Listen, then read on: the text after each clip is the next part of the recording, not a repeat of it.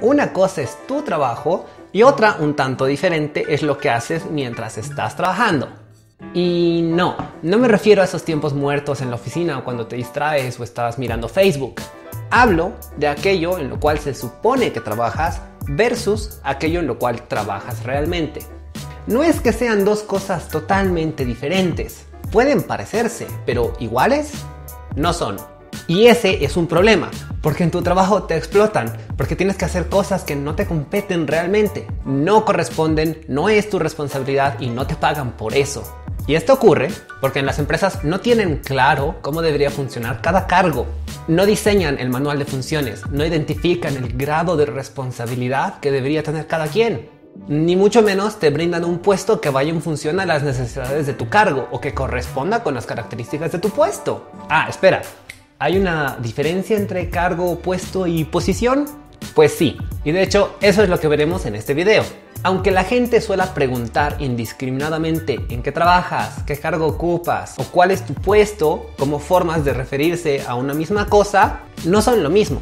Así como no es lo mismo hablar de propaganda versus publicidad o hablar de costos versus precio. Y el tema de costo y precio tiene mucho debate según distintas disciplinas. No es lo mismo costo para finanzas que costo para contabilidad, que costo para distintas áreas. Pero eso lo vamos a ver en otro video.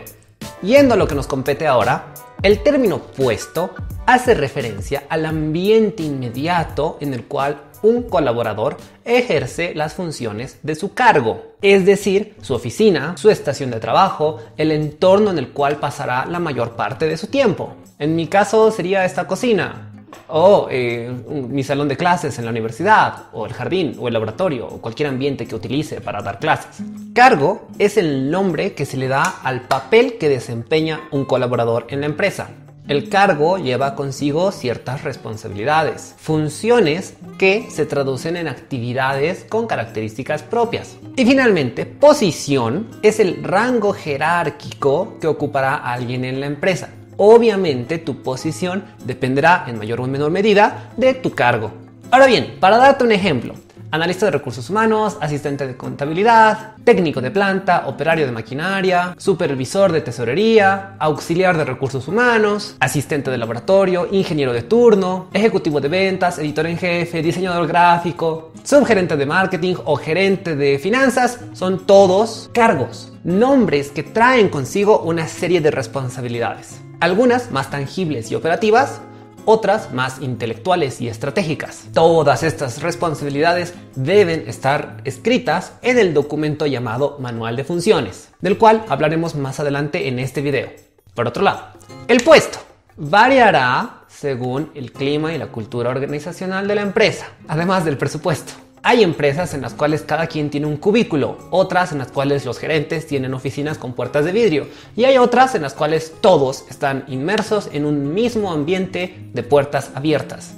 Para darte un ejemplo de posición, voy a mencionarte un supuesto departamento de marketing, donde tienes a un gerente de marketing, 3 supervisores, uno de ventas, otro de mercado, otro de publicidad, y tienes a un grupo de asistentes, analistas y ejecutivos. Los asistentes, analistas y ejecutivos se encuentran en posición base, dentro de la cual los asistentes y ejecutivos tienen un rol operativo, mientras que los analistas tienen un rol estratégico, ambos al mismo nivel jerárquico. Los 3 supervisores tienen una posición de mayor responsabilidad que la de estos colaboradores, cada quien siendo operativo o estratégico según corresponde. Y el gerente es quien tiene mayor posición jerárquica respecto a los demás y ocupa un cargo estratégico. Ahora bien, ¿qué pasaría si añadimos a una secretaria para el gerente de marketing y además anexamos a la misma empresa una subgerencia de operaciones y logística? Y también insertamos un gerente general con su respectivo asistente. Es importante mencionar que por más que este asistente se encuentra cerca al gerente general, eso no le hace ni más ni menos que nadie. Es un típico error de las empresas que la secretaria del gerente se crea el centro del universo, o que el gerente de un área se considere superior al subgerente de otra área. Y eso está mal, porque tu posición no determina qué tan guau eres dentro de la empresa, simplemente determina tu grado de responsabilidad. Además, Si la empresa no es lo suficientemente grande como para crear una gerencia de almacenes, operaciones y logística, ¿por qué crear una gerencia como tal? Con una sugerencia es más que suficiente, tanto en presupuesto como en funciones. Así que el gerente de otra área no debería menospreciar a este otro cargo, ni mucho menos exigir cosas, dar órdenes u obligarles a trabajar como si fueran sus dependientes. Hay que entender la coyuntura bajo la cual se desenvuelve la empresa. La posición sirve para saber en qué medida vas a premiar a cada quien por un trabajo bien hecho o en qué orden vas a cortar cabezas cuando alguien mete la pata. Aplicar sanciones, no cortar cabezas. Pero para saber quién tiene que hacer cada cosa en la empresa, es necesario saber cuáles son las actividades relacionadas a cada cargo, más allá de su posición.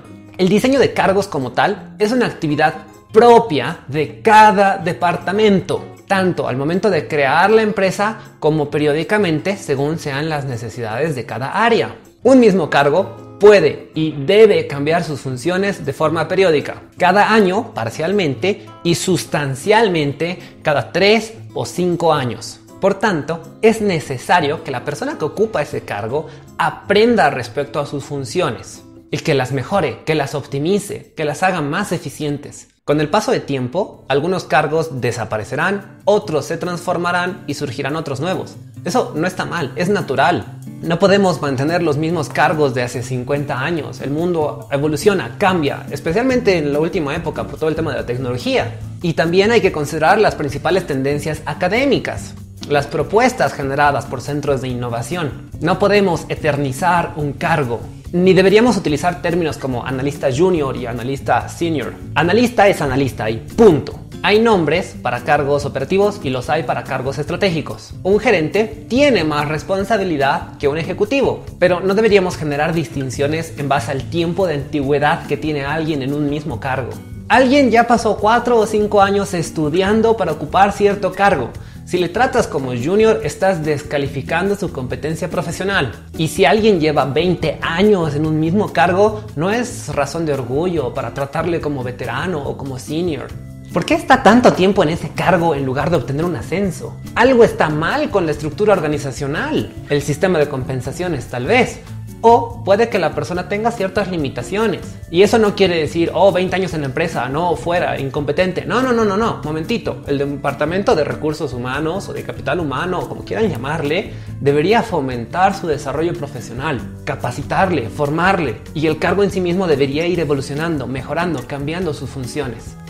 Y si un cargo cambia de funciones totalmente, ya no debería llamarse de la misma manera. Ahora bien, ¿por qué habíamos mencionado que el diseño de cargos es responsabilidad de cada departamento y no así del departamento de gestión de capital humano? Es bastante simple en realidad. Si tienes un experto en finanzas que ocupará el cargo de gerente, él tiene más idea que cualquiera dentro de la empresa respecto a qué cargos necesitará el departamento de finanzas y cómo funcionará este departamento, cuál será la lógica interna. Además, si lo has puesto de gerente es por algo, es el pinche experto. Además, es el gerente. Si le elegiste para ese cargo es por algo, es un experto. Él debería decidir cómo quiere estructurar el departamento, con qué cargos quiere trabajar, cómo va a conformar a su equipo.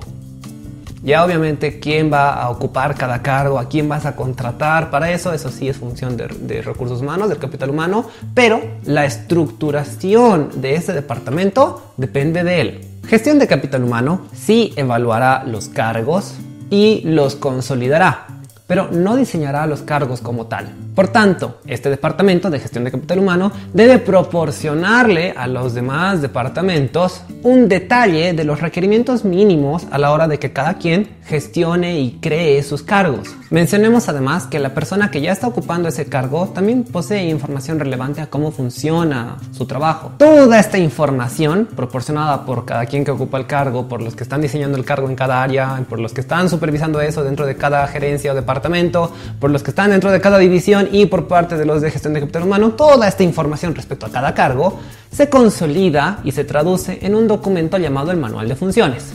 El Manual de Funciones es una guía y reglamento según el caso. Es el referente mediante el cual se aclara cualquier duda eventual que pudiera surgir respecto a las responsabilidades de cada quien, así como sus derechos y obligaciones. Todo manual de funciones debería mencionar el cargo al que corresponde, seguido de la posición en orden ascendente categórico. Valga decir que primero dices el nombre del cargo, seguido de el nombre del área, el nombre del departamento de tercer nivel, el de segundo nivel, el de primer orden, etc. Debe poseer este documento obviamente una descripción general sobre las funciones competentes al cargo, una descripción específica sobre sus actividades y procedimientos. Esta parte debería poseer diagramas de flujo que ilustren cómo se hace cada cosa, con gráficos y detalles, al menos para los pasos delicados o para las actividades que son estratégicas, fundamentales, claves en la institución.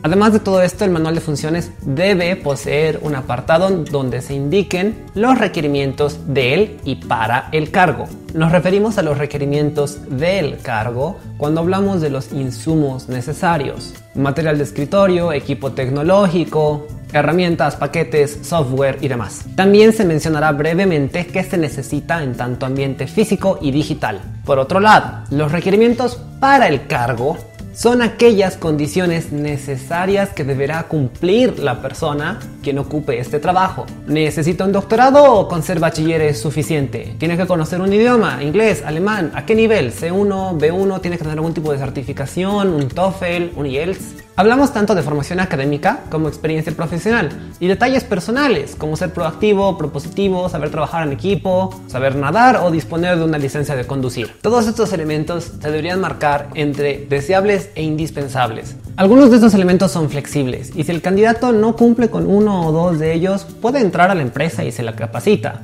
o se compromete a subsanar estas necesidades al cabo de un lapso de tiempo. Otro detalle importante es que los nombres deberían ser específicos a cada cargo. Obviamente podemos tener 3, 5, 1000 analistas, no hay problema, pero solo se le llama analista si realiza actividades de análisis. Si su función es más operativa, es mejor llamarle auxiliar, asistente, operario o funcionario, especialmente para prevenir asuntos legales que pudieran suscitarse. También es importante especificar si la persona que ocupará el cargo viajará con frecuencia, si tendrá que utilizar algún vehículo, si dispondrá de un teléfono corporativo o si necesitará algún elemento como uniforme, sea de seguridad o sea uno institucional. Es responsabilidad de la empresa cubrir todas estas necesidades. ¿O es que acaso cuando contratas un albañil, él lleva sus propios ladrillos? No, no es el caso.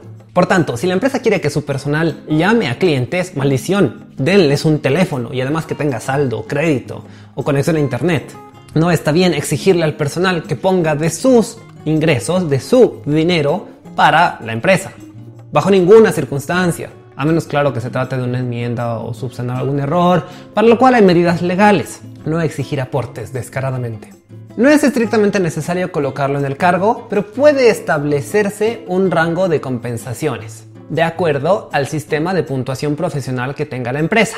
El último elemento que debe poseer el manual de funciones es el organigrama, señalando el cargo mencionado y su relación con otros cargos y con otras áreas o departamentos dentro de la empresa. Aclaremos finalmente que el Departamento de Gestión de Capital Humano no diseña el organigrama, lo conglomera estéticamente y trabaja con él, nada más. Cada área debe componer y diseñar su parte del organigrama, pasarlo al área superior, revisarlo, aprobarlo, pasarlo a la siguiente, hasta conglomerar todos estos pequeños organigramas en uno solo, y esa sí es la función que hacen los de recursos humanos. Y bueno, ahora sí, concluyendo el video que se ha hecho un poco largo, ¿por qué te explotan en el trabajo?